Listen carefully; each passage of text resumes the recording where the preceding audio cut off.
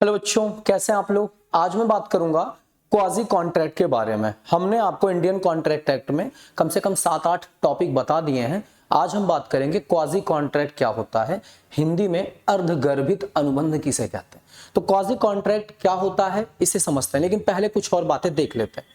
बच्चों, जब भी आप कॉन्ट्रैक्ट करते हो, जब भी आप प्रॉपर कोई एग्रीमेंट करते हो, तो आप अगले पार्टी को ऑफर देते हो और अगली पार्टी जो है आपके ऑफर को एक्सेप्ट करती है। प्रॉपर एक एग्रीमेंट आप करते हो आपस में, तब जाके कॉन्ट्रैक्ट बनता है। लेकिन क्वाजी कॉन्ट्रैक्ट एक ऐसा कॉन्ट्रैक्ट होता है जहां पर ना तो कोई आप ऑफर देते हो, ना तो कोई एक्सेप्टेंस देते हो, बट फिर भी लॉ मानता है कि ये एक क्वाजी कॉन्ट्रैक्ट है, एक अच्छा कॉन्ट्रैक्ट है, एक अर्धगर्भित अनुबंध है। प्रॉपर एग्रीमेंट भले नहीं हुआ है, बट फिर भी एक कानूनन जायज है, वैलिड है। आइए देखते हैं कि क्वाजी कॉन्ट्रैक्ट क्या होता है। चलिए एक एग्जांपल देखते हैं। जैसे मान लीजिए, पहले समझ लेते हैं फिर हम आगे मीनिंग आपको बताएंगे। वो तो 2 मिनट का खेल है, पहले आप प्रॉपर एग्जांपल से समझ लीजिए। जैसे मान लीजिए मिस्टर ए है और ये मिस्टर बी है। मिस्टर ए है, मिस्टर बी है। मिस्टर ए की वाइफ जो है बीमार होती है और ये इनकी डेथ हो जाती है। मिस्टर बी की वाइफ जो है मिस्टर ए की वाइफ की डेथ हो जाती है, ये रेस्ट इन पीस हो जाती हैं। ठीक है, इनकी जब डेथ हो जाती है तो ये बहुत पुअर व्यक्ति है, बहुत गरीब व्यक्ति है। इसके पास कोई पैसा नहीं है कि अपनी वाइफ का जो है क्रिमिनेशन कर सके, अंतिम संस्कार कर सके, क्रियाकर्म कर सके। मिस्टर बी इनके पड़ोसी होते हैं, नेबर होते हैं, और ये कहते हैं मिस्टर बी इनसे कि तुम चिंता मत करो, मैं तुम्हें पैसा दूंगा, तुम अपनी वाइफ का अंतिम संस्कार करो। अब बेटा बी ने ए को पैसा दिया, मान लेते हैं 10,000 रुपया दिया, और ये जो है अपनी वाइफ का पूरा अंतिम संस्कार किए, पूरा विधि विधान से काम कराए। और कुछ समय जब बीत गया तो मिस्टर बी ने ए से पैसा मांगा कि मेरा पैसा दे दो। ए ने कहा कौन सा पैसा, अरे तुमने तो पड़ोसी होने के नाते मेरी मदद की थी। तो बी कहते नहीं, मैंने आपको दिया था, उस समय आपका समय बुरा था। तो ए ने कहा हम तो मांगे भी नहीं थे। तो बी ने कहा तुमने मना किया था क्या मुझसे लेते टाइम। तो लॉ कहता है यहां पर कोई, क्या बी ने ऑफर दिया था? नहीं। क्या ए ने जो है कुछ कहा था? नहीं। लेकिन उसने सिचुएशन के साथ, सर्कमस्टांसेस के साथ, परिस्थितियों के अनुसार उसकी मदद की थी, एक मानवता के नाते। यहां लॉ कहता है यहां पर कोई ऑफर एक्सेप्टेंस भले नहीं है, बट फिर भी एक क्वाजी कॉन्ट्रैक्ट है, अर्धगर्भित अनुबंध, आधा अनुबंध है, लेकिन पूरा नहीं है भले, बट फिर भी ये वैलिड कॉन्ट्रैक्ट है। कल को ए को इसकी जो भी प्रॉपर्टी होगी बी को चुकाना पड़ सकता है, अगर होगी प्रॉपर्टी। नहीं होगी सर तब तो फिर बात ही खत्म है। लेकिन यहां पर ए को बी को पैसा देना पड़ेगा कानूनन। ठीक है, यही होता है क्वाजी कॉन्ट्रैक्ट। तो क्वाजी कॉन्ट्रैक्ट एक ऐसा कॉन्ट्रैक्ट होता है जहां पर कोई ऑफर और एक्सेप्टेंस तो नहीं होता है, बट बेटा फिर भी वो सिचुएशन और सर्कमस्टांसेस, परिस्थितियों के अनुसार वो उत्पन्न हो जाता है, पैदा हो जाता है, और लॉ कहता है कि ये क्वाजी कॉन्ट्रैक्ट है। आइए देखते हैं कि क्वाजी कॉन्ट्रैक्ट की मीनिंग हमने क्या लिखी है। देखिए, ये मैंने खुद बनाया बेटा, सारी पीपीटी में बनाता हूं, मेहनत करता हूं। ठीक है, तो आप लोग भी मेहनत करें। यहां लिखा गया है मीनिंग ऑफ क्वाजी कॉन्ट्रैक्ट। क्या लिखा गया है? अ क्वाजी कॉन्ट्रैक्ट, एक मिनट पेन का फॉन्ट चुन ले। हाँ, a quasi contract is a contract, a quasi contract is a contract in which there is no contract between parties. बेटा क्वाजी कॉन्ट्रैक्ट एक ऐसा कॉन्ट्रैक्ट होता है जिसमें पार्टीज के बीच में कोई कॉन्ट्रैक्ट तो नहीं होता है। The law creates certain right and obligations between them which are similar to or resemble those created by a contract। क्या कह रहा है लॉ? लॉ कह रहा है कि ऐसा कॉन्ट्रैक्ट जहां पर कोई प्रॉपर कॉन्ट्रैक्ट तो पार्टीज के बीच में नहीं हुआ है, बट जैसे कि एक रियल कॉन्ट्रैक्ट में पार्टियों की अपनी लाइबिलिटी और ऑब्लिगेशंस, दायित्व तो बनते हैं, वैसे ही इस क्वाजी कॉन्ट्रैक्ट में बनते हैं। क्वाजी कॉन्ट्रैक्ट रियल कॉन्ट्रैक्ट के समान माना जाता है, भले वो प्रॉपर ऑफर एक्सेप्टेंस के साथ नहीं हुआ है, बट लॉ कहता है कि सबके same liability, same obligation, same duty होंगे जैसे कि रियल कॉन्ट्रैक्ट में होते हैं, और ये भी कॉन्ट्रैक्ट समान होगा, रिजेंबल होगा रियल कॉन्ट्रैक्ट के, जैसे कि हम लोग आपस में ऑफर एक्सेप्टेंस के माध्यम से करते हैं। तो लॉ कहता है क्वाजी कॉन्ट्रैक्ट एक ऐसा कॉन्ट्रैक्ट होता है जो कि रियल कॉन्ट्रैक्ट भले ना हो, ऑफर एक्सेप्टेंस, रियल कॉन्ट्रैक्ट मतलब प्रॉपर एग्रीमेंट के साथ नहीं हुआ, बट फिर भी इसमें सारी ड्यूटीज और लाइबिलिटीज, ऑब्लिगेशन पार्टीज के सेम होंगे जैसे कि रियल कॉन्ट्रैक्ट में होते हैं। ठीक है, समझ में आया? चलिए, quasi contract is this not a contract. Quasi contract इस प्रकार से कोई कॉन्ट्रैक्ट नहीं है at all, because the essential element for the formation of a contract are absent. बेटा क्वाजी कॉन्ट्रैक्ट एक प्रॉपर कॉन्ट्रैक्ट तो नहीं है, बट क्योंकि इसमें एसेंशियल्स जो एलिमेंट होते हैं, एसेंशियल एलिमेंट क्या होता है किसी कॉन्ट्रैक्ट को करने का, ऑफर एक्सेप्टेंस, वो एब्सेंट होता है, लेकिन फिर भी लॉ मानता है कि एक वैलिड कॉन्ट्रैक्ट है क्योंकि ये सर्कमस्टांसेस और परिस्थितियों के अनुसार उत्पन्न हुआ है। ठीक है, अब देखते हैं features of quasi contract. Quasi contract के अंदर क्या क्या विशेषताएं, क्या क्या कैरेक्टरिस्टिक्स पाए जाते हैं। पहला कह रहा है a quasi contract is not a real contract. मैंने बताया क्वाजी कॉन्ट्रैक्ट कोई रियल कॉन्ट्रैक्ट नहीं होता बिकॉज एसेंशियल एलिमेंट इसमें नहीं होते, जैसे कि ऑफर एक्सेप्टेंस नहीं है। It does not arise from any formal agreement but it is impose by law. क्या कह रहा है, ये किसी फॉर्मल, किसी औपचारिक, किसी स्पेशल एग्रीमेंट के थ्रू, मतलब प्रॉपर एग्रीमेंट के थ्रू नहीं हुआ है, लेकिन ये लॉ के द्वारा इम्पोज कर दिया गया है कि लॉ ने माना कि क्वाजी कॉन्ट्रैक्ट है। It is not based upon the offer and acceptance rule. मैंने बताया कि इसमें ऑफर एक्सेप्टेंस रूल बेटा नहीं होता है। The contract comes into being after a party has receive money और सम बेनिफिट। बेटा ये कॉन्ट्रैक्ट तभी पैदा होता, तभी बनता है जब कोई पार्टी कोई मनी या बेनिफिट दूसरी पार्टी से रिसीव कर लें, जैसे कि मैंने एग्जांपल बताया था। Quasi contract is valid in case of particular individual only. Quasi contract बेटा किसी एक विशेष व्यक्ति के लिए, किसी विशेष व्यक्ति के साथ वैलिड है। जैसे कि मैंने आपसे पैसा लिया है, भले आपने मेरी सिचुएशन के साथ मदद कर दी है। जैसे मान लो मैं रास्ते में जा रहा था, माघ मेला, महाकुंभ स्नान करने आया था, मान लो मेरे 5 रुपए गिर गए, मैं जेब में रखा था और मेरे पास घर जाने का पैसा नहीं था, आपने मुझे दे दिया। अब वो 500 रुपये मुझसे लेने का आप हकदार हैं, आपने मानवता के नाते मदद की थी, स्थितियां मेरी ऐसी थी कि आपको मदद करनी पड़ी। लेकिन वो ऐसा नहीं मैं कह दूंगा अरे भैया ये तो दुनिया है, भैया क्या पैसा, सब मोह माया, ऐसा नहीं है। आप मुझे मार के ले सकते हो, लेकिन नहीं सर, मारोगे तो क्रिमिनल केस हो जाएगा। आप लीगली क्वाजी कॉन्ट्रैक्ट मेरे साथ हो चुका है आपका, आप पूरा पैसा ले सकते हो। तो पार्टिकुलर इंडिविजुअल मैं हूं, मेरे खिलाफ, मेरे घर वालों के खिलाफ नहीं आप। ठीक है, चलिए, ये मेरे चैनल का नाम है, आप देखते हैं, दोस्तों को बताएं, शेयर करें, ठीक है, और सब्सक्राइब कर लें बेटा। बहुत काम की चीज इसमें आने वाली है, टेंशन ना लें। अकेला भले बनाता हूँ वीडियो, टाइम लगेगा, लेकिन सारी चीजें मिल जाएंगी आपको। आपके BCom second year third year तक पहुंचते पहुंचते या बीबीए कंप्लीट होते सब मिल जाएगा आपको। Types of quasi contract. Quasi contract बेटा कितने प्रकार के होते हैं?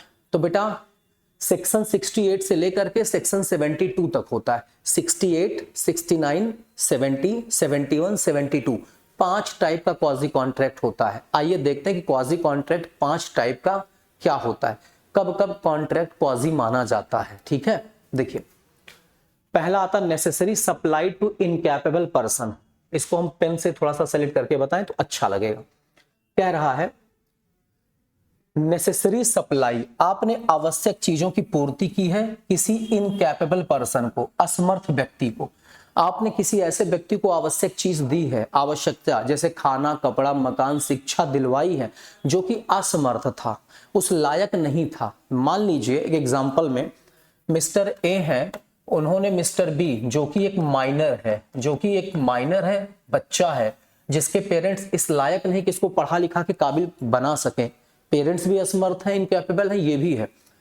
तो ए ने बी को पढ़ाया लिखाया, एक अच्छा इंसान बनाया। तो बेटा ए ने बी को कोई ऑफर तो नहीं दिया, एक्सेप्टेंस तो नहीं दिया, लेकिन फिर भी लॉ कहता है ए और बी के बीच में क्वाजी कॉन्ट्रैक्ट हो गया, और इसलिए कल को बी की प्रॉपर्टी से ए जो है अपने जो खर्चे किए हैं उसको ले सकता है। सर अगर बी के पास प्रॉपर्टी ही नहीं है तो बेटा ए कुछ नहीं पाएगा, क्योंकि वैसे भी माइनर कॉन्ट्रैक्ट करने के लायक नहीं होता है। लेकिन अगर ऐसी बात है, प्रॉपर्टी है, तो वो अपने प्रूफ और जो है एविडेंस को दिखा के पैसा कोर्ट से मांग सकता है कि भैया हमें दिलवा दीजिए। जनरली वैसे तो माइनर कॉन्ट्रैक्ट नहीं कर सकता, लेकिन अगर माइनर असमर्थ है और आपने उसकी मदद की है तो बेटा फिर वहां पर क्वाजी कॉन्ट्रैक्ट आपका बन चुका है। और लेकिन नेसेसरी चीज, अब माइनर को आपने मोबाइल दिलवा दिया, माइनर को आपने चरस, अफीम, गांजा और सिगरेट दे दिया, तो ये बेटा क्वाजी कॉन्ट्रैक्ट नहीं होता है। ठीक है, आइए देखते हैं। When the necessities are supplied by the person to whom he is legally bound to support and incapable of entering into the contract, the supplied furnished person is entitled to reimbursement from the property of such incapable person। क्या कह रहा है? जब बेटा आप आवश्यक चीज ऐसे व्यक्ति को देते हैं जो उस लायक, जो उसको पाने में असमर्थ है, तो वहां पर जिस व्यक्ति ने उस चीज को सप्लाई किया है वो क्वाजी कॉन्ट्रैक्ट कर रहा है और वो उसकी प्रॉपर्टी से पैसा लेने के इनकैपेबल पर्सन, अयोग्य व्यक्ति, इसके प्रॉपर्टी से पूरा पैसा लेने का हक रखता है जितना उसने खर्चा किया है। Example, A supplies B a lunatic, B पागल है, बी थोड़ा सा दिमाग से सही नहीं है, मतलब बी इनकैपेबल है, असमर्थ है।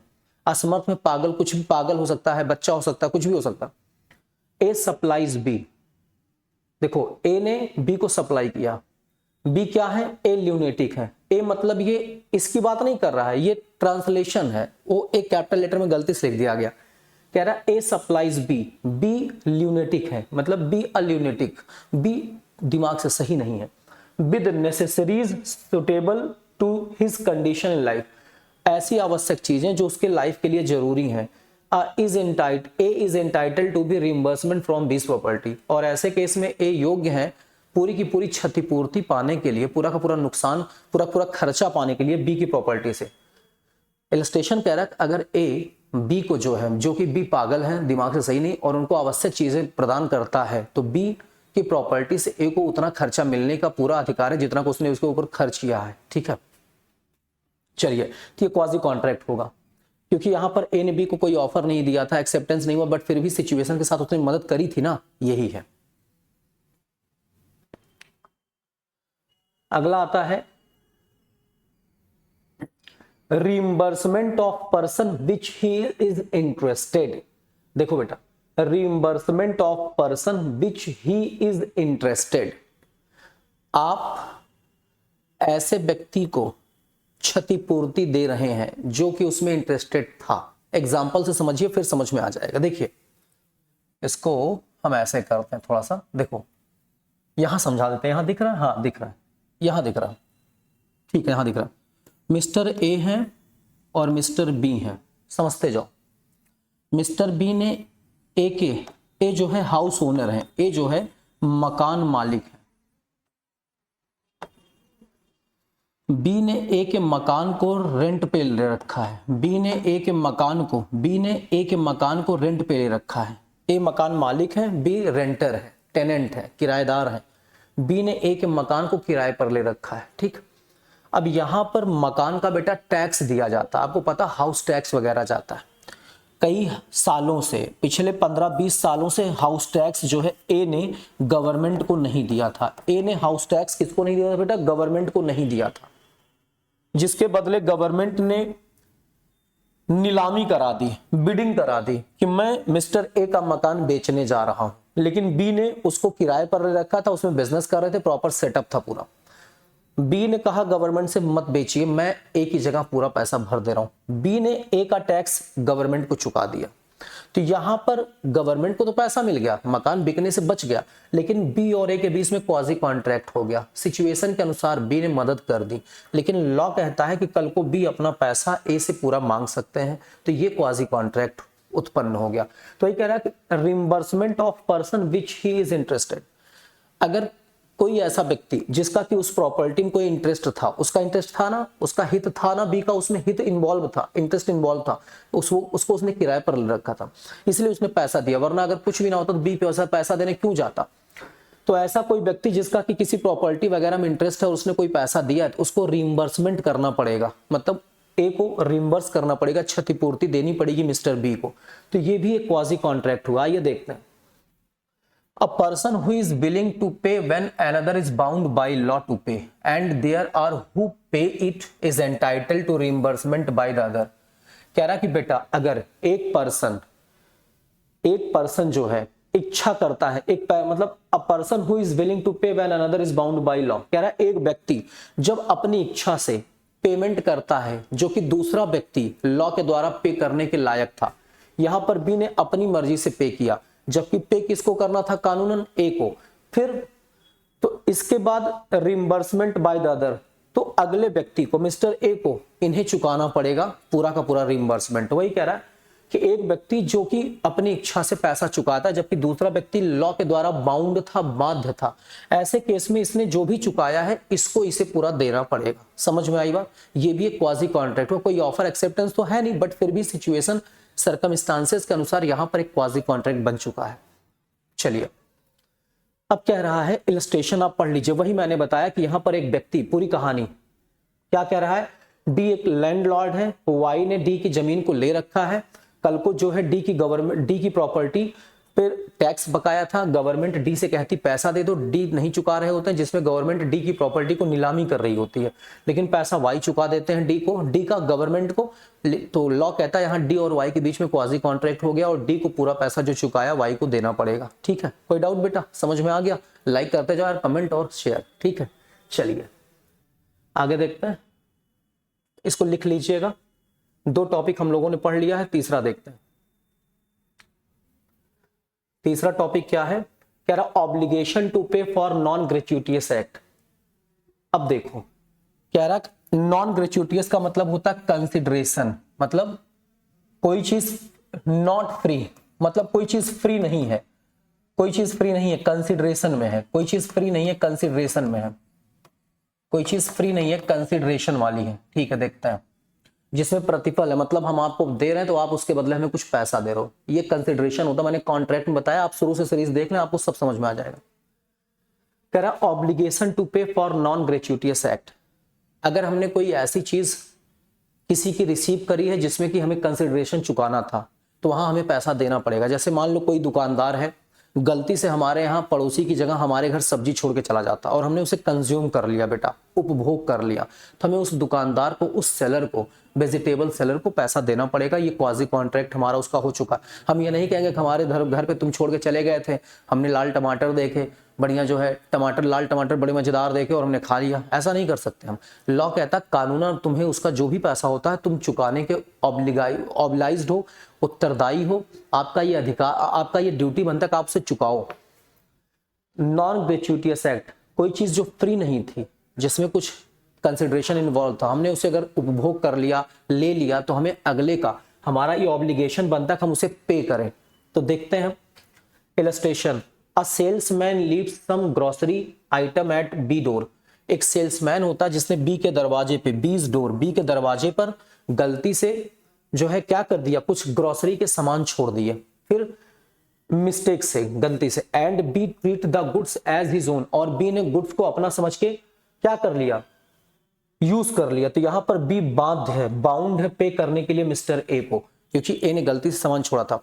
तो यहां पर कह रहा है कि एक सेल्समैन जो है गलती से बी के घर कुछ ग्रोसरी के सामान छोड़ जाता है और बी उसे अपना समझ के रख लेते हैं या यूज कर लेते हैं, तो यहां पर बी को ए को पैसा देना पड़ेगा। ठीक है, कोई डाउट बेटा?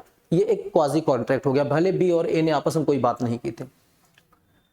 When an individual lawfully work on something or deliver for another person not intending to do it so gratuitously and another person enjoy the benefit, the latter is bound to pay the compensation for the former in respect of the things done or delivered। क्या कह रहा है यहां पर, अगर कोई एक व्यक्ति है जिसने गलती से या जिसने जो है अगले व्यक्ति के पास कोई सामान छोड़ दी, और फिर क्या कह रहा है, जबकि वो उसके पास छोड़ने के लिए इंटेंशन से नहीं आया था लेकिन गलती से छूट गया, लेकिन अगले व्यक्ति ने उसको रख करके एंजॉय किया, उसका बेनिफिट, उसका लाभ पाया, तो ऐसे केस में बेटा पहले व्यक्ति को जिसने की सामान डिलीवर किया था गलती से, वो जो सेल्समैन था, उसको उसे चुकाना पड़ेगा। कोई डाउट? ठीक है, देख लेते हैं, समझ लीजिए। अब आप ये नहीं कह सकते गलती से छोड़ गए थे, इसमें हमारी क्या गलती है। ठीक है, लास्ट टॉपिक है, लास्ट पेज है, खत्म। कोशिश रही है कि 20-22 मिनट में वीडियो कंप्लीट कर दे। Responsibility of finder of goods. देखो बेटा, यहां पर आप अगर किसी के सामान को कहीं गिरा पा जाते हो, तो ऐसे केस में आपका और जिसका सामान है उसके साथ भी क्वाजी कॉन्ट्रैक्ट हो जाता है। जैसे मैं मोबाइल यूज करता हूं, कहां गया, नहीं कहोगे सर किसी और का मोबाइल, और मेरी मोबाइल कहीं गिर गई बेटा, आपको मिल गई, आपको पता चला कि मिस्टर हिमांशु का मोबाइल है या मेरे हिमांशु सर का मोबाइल है। लॉ कहता है ऐसे में आप बेली माने जाओगे। आप कौन हो गए? बेली। सर बेली कौन होता है? बेटा जिसके पास हम सामान छोड़ के जाते हैं टेम्पररी, कुछ दिन बाद फिर सामान मेरे पास आ जाएगा, तो मैं बेलर, वो बेली। सर आपने तो छोड़ा ही नहीं था। हाँ, मैं ये कह रहा हूं, अगर आपको पूरा बेलमेंट समझना बेटा, तो आप हमारी सीरीज में जाके बेलर एंड बेली पढ़ ले। बेलमेंट एंड प्लेज नाम का टॉपिक पढ़ा, वो पढ़ ले, क्लियर हो जाएगा, और पढ़ना चाहिए, जरूरी है। अगर कोई सामान आपको कहीं गिरा मिल गया तो आप बेली मानो जाओगे, क्योंकि आप रियल मालिक तो नहीं हो ना।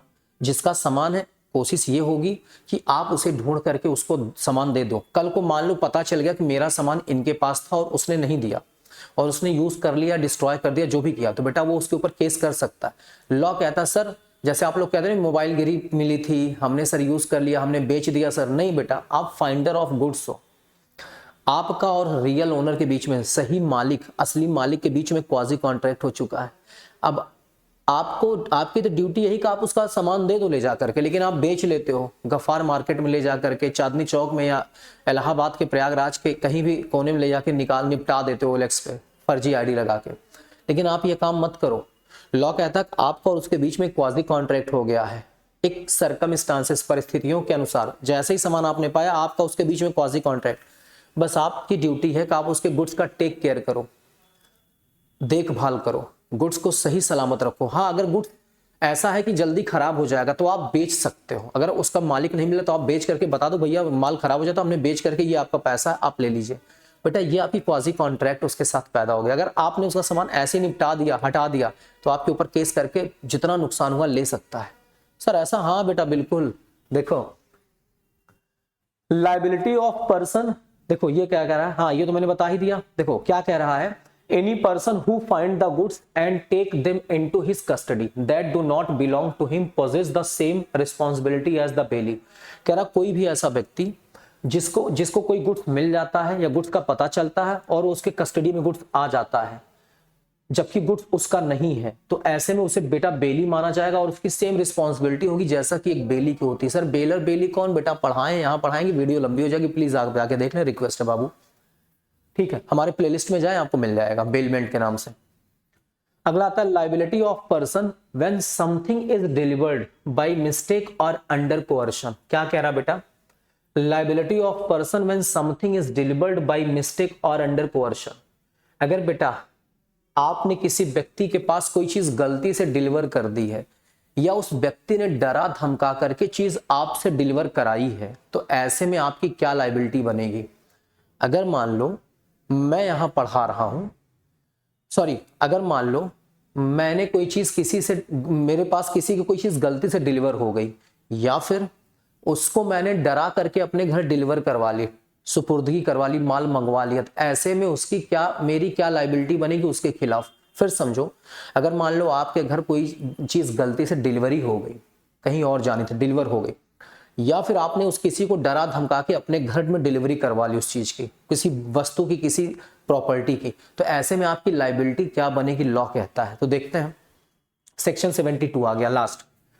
When money has been paid or delivered by a person by mistake or under coercion, he must repay or return it. मान लो बेटा गलती से हमने किसी को कोई मनी डिलीवर कर दी, तो ऐसे में बेटा उसकी ड्यूटी बनती कि वो रिटर्न कर दे। देखते हैं एग्जांपल। देखो जैसे मान लो मिस्टर ए है, इनको बेटा लोन चाहिए था। दो दोस्त होते हैं, मिस्टर बी और मिस्टर डी, दोनों ने, इनको 1000 का लोन चाहिए था। दोनों ने मिल करके, इन्होंने 500 और इन्होंने 500 मिल करके इनको 1000 रुपया दिया। अब यहां पर ये दोनों ने मिल करके इनको 1000 रुपया दिया, लेकिन मिस्टर ए ने कल को पूरा पैसा 1000 मिस्टर बी को दे दिया कि भाई लो तुम दे। इसको तो यही पता कि ये बी डी को पैसा दे देगा, तो ये पैसा नहीं देता और खा जाता है। तो डी को पता चलता है कि मिस्टर ए ने पैसा बी को दे दिया था पूरा 1000, जिसमें मेरा 500 शामिल था। तो बेटा यहां पर इनके और इनके बीच में क्वाजी कॉन्ट्रैक्ट हो चुका। यहां पर डी पूरा का पूरा पैसा बी से लेने का अधिकार रखते हैं। समझ में आई बात? ये क्वाजी कॉन्ट्रैक्ट है। तो वही कह रहा है लॉ क्या कह रहा है कि अगर मान लीजिए इसने गलती से इनको पूरा पैसा दे दिया, तो यहां या तो ये इसको रिटर्न कर देते कि मेरा 500 नहीं है, 500 आप डी को दे दीजिएगा, या फिर ये इनको दे देते, तो इनका क्वाजी कॉन्ट्रैक्ट इसके साथ बन चुका है। कल को अगर डी को पता चलेगा तो ये इनसे पूरा पैसा ले सकते हैं। ठीक है, देखते हैं। When money has been paid or delivered by a person by mistake or under coercion, coercion मतलब डरा के, धमका के, मारपीट के, उत्पीड़न करके, he must repay or return it. ऐसे में ये पैसा इनको रिटर्न कर दें या इनको रिपे कर दें, इनको रिटर्न कर दें, वापस कर दें, या इनको रिपे कर दें, इनको चुका दें, भैया तुम अपना 500 ले लो। फिर A and B jointly own, मतलब A और B ने मिल करके 100 रुपया C को दिया। A alone pays then amount to C, बेटा A जो है पूरा पैसा C को दे दिया, एंड B नॉट नोइंग, और बी को ये पता नहीं है कि पैसा सी को मिल चुका है, तो ऐसे में बेटा सी की ड्यूटी है, ऐसे में जो सी की ड्यूटी है वो पूरा पैसा जो बी का बनता है दे। मैंने कहानी बताई, ए और बी और डी ने मिल करके ए को पैसा दिया, तो यहां पर बी जो है पैसा ए से पूरा ले लेते हैं, 1000 ए इनको चुका देते हैं। इनको लगता है कि पूरा पैसा ए ने बी को दे देना चाहिए, बी डी को दे देगा, लेकिन डी को ये नहीं देता। तो ऐसे में बी की ऑब्लिगेशन है, ड्यूटी है कि डी को पूरा पैसा दे दें जो डी का बनता है। तो ये होता है बेटा क्वाजी कॉन्ट्रैक्ट का हिस्सा। तो क्वाजी कॉन्ट्रैक्ट में आई होप कि आपको कोई डाउट नहीं, ऐसा कॉन्ट्रैक्ट जो बिना किसी एग्रीमेंट के होता है सर्कमस्टांसेज और सिचुएशन के अनुसार। ऐसे में बेटा कोई भी ऑफर एक्सेप्टेंस नहीं होता, लेकिन फिर भी ये एक अच्छा कॉन्ट्रैक्ट माना जाता है। उम्मीद है कि आपको मेरी पीपीटी और मेरी क्लास समझ में आई होगी। अगर आ गई है बेटा तो लाइक और शेयर कर दें, सब्सक्राइब कर दें, दोस्तों को बता दें। थैंक यू बच्चों, मिलता हूं अगली वीडियो में। बहुत बहुत धन्यवाद।